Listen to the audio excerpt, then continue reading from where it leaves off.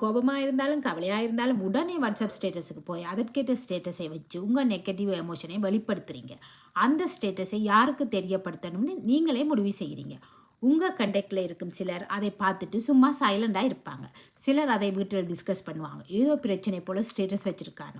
சிலர் கால் பண்ணி என்னாச்சு என்ன பிரச்சனைன்னு ஜெனுவலியாக கேட்பாங்க, சொல்யூஷன் சொல்ல முயற்சி பண்ணுவாங்க. ஆனால் சிலர் என்னாச்சு என்ன பிரச்சனைன்னு கேட்டு பேச வச்சு உங்கள் பிரச்சனையை இன்னும் பெருசாக்குவாங்க. இப்படி ஸ்டேட்டஸ் போடுற இந்த செயல்கள் உங்கள் மனநிலையை குலைக்கிறது. அப்படின்னா அதுக்கு எந்த தீர்வும் ஸ்டேட்டஸில் கிடைக்க போவதில்லை. உண்மையிலே நீங்கள் தான் இன்னும் கொஞ்சம் பிரச்சனையை இன்வைட் பண்ணுறீங்க. எது உங்களை கோபப்படுத்திச்சோ எது உங்களை கவலைப்படுத்திச்சோ அதற்கான தீர்வு என்னன்னு தான் முதல்ல உட்கார்ந்து யோசிக்கணும். சம்பந்தப்பட்டவர்களும் பேசினா பிரச்சனை சால்வ் ஆகும். இல்லையா உங்கள் பக்கம் தான் மாற்றம் செய்ய வேண்டிய நேரமானு யோசிக்கணும். கோபம் குறைக்கணுமா எதிர்பார்ப்பை குறைக்கணுமா அதுதான் செய்ய வேண்டியது. சுற்றி இருக்கும் விஷயங்களை மாற்ற முடிவு பண்ணுங்க. அது நடக்கலைன்னா மாற்றங்களை நீங்கள் உங்களுக்குள்ளேயே செய்யணும்.